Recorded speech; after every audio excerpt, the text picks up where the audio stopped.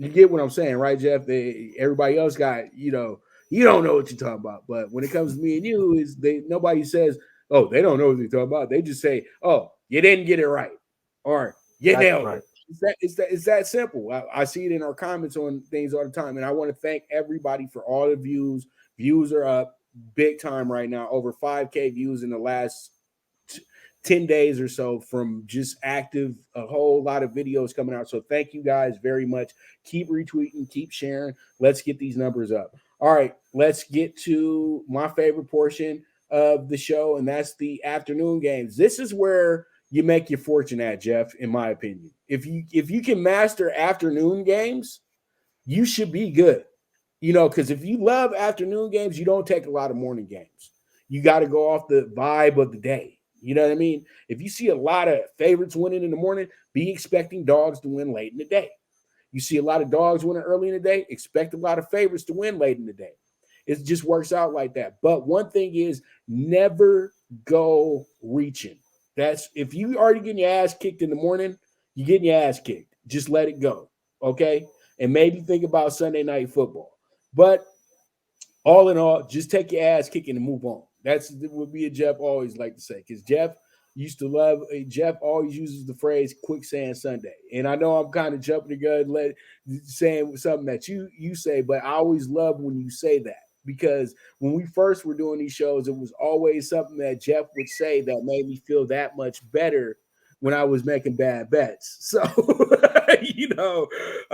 quicksand Sundays will have the bookie at your front door very quickly if you don't go about it the correct way. If you're getting beat up on in Sunday morning and you start seeing a line get way too sexy in the afternoon, let it go, leave it alone, because that's the sucker bet. That's what they're trying to get you keyed in on. But let's talk about games.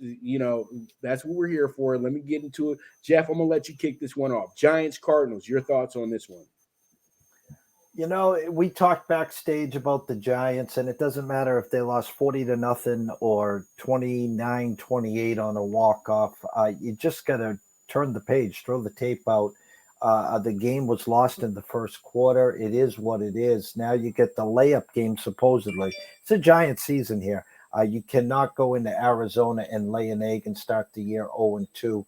I'm looking for my true numbers here, and I had a 4.5 with a 38, already up to a 5.5 and a 40.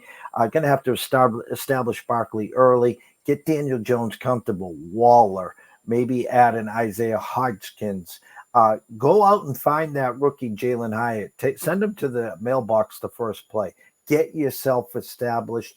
Got to get in there early and often. You can't be playing from behind like you did. I bought the hook. I took the Giants down to 5. I'm looking right now. Let me just give you a final score. 38, now 40. I'll go 24-17 Giants here, Pops. All right. I like it. I like it. I like it. I like it. And don't get mad at me, Jeff. I'm over here. I'm putting up your play right now. For some odd reason, it did make the screen, but Jeff is once again taking the Giants at 5 with the 5. I'm gonna go ahead and I'm piggybacking off that situation as well too with the 5.5. Jeff, I'm gonna keep the hook. And I just think that, the Giants, after getting whooped by 40 points, they should be able to get themselves back into the mix, have a good game. Brian DeBall can go ahead and kind of, you know, taper down the playbook a little bit so Daniel Jones doesn't have to do so much. And I really want Daniel Jones to stop running. Like, seriously. Saquon Barkley is a weapon. Why is he having to keep blocking for the quarterback to run? Is the quarterback faster than him, Jeff? Is he? No, he is not. So the same silly plays that you keep running for Daniel Jones, you can run for Saquon Barkley.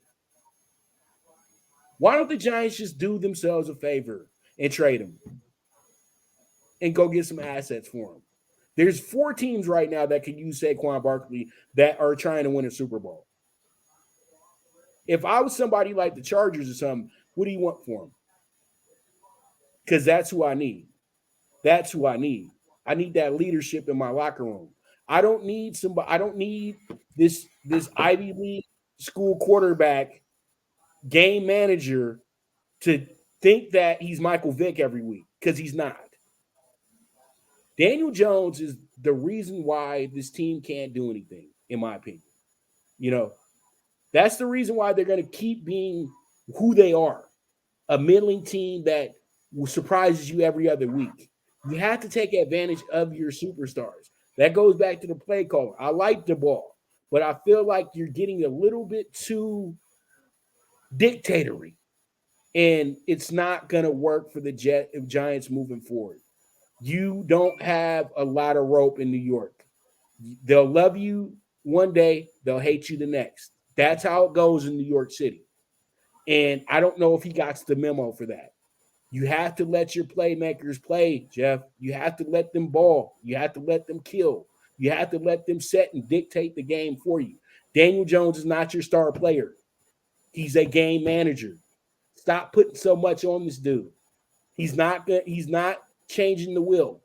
He is a very basic quarterback that's very overpaid because the Giants don't want to keep looking for a quarterback.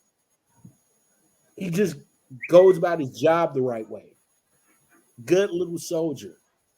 Good little soldier is not going to win you anything, okay? At the end of the day. As Bill Belichick used to like to say, give me a 6'1 corner, 210, who can cover, because that's where the game's going. I don't want a 5'9 corner with heart. I don't want that with a good with a good IQ. Why? Because he's a mismatch. He's gonna get killed. It doesn't matter what he's gonna make a few plays. You know what I mean? That Joe Buckingham will highlight. It doesn't help me win football games, and that's what I'm thinking with the Giants.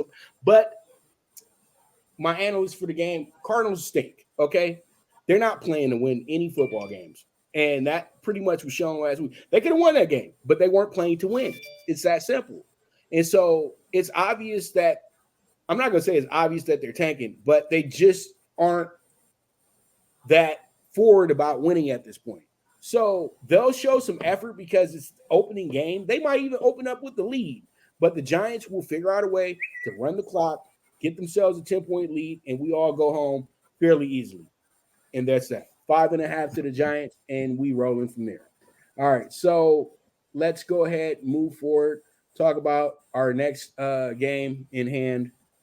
And this will be none other than the Jets and the Cowboys. And the Jets and the Cowboys are two teams that we both know are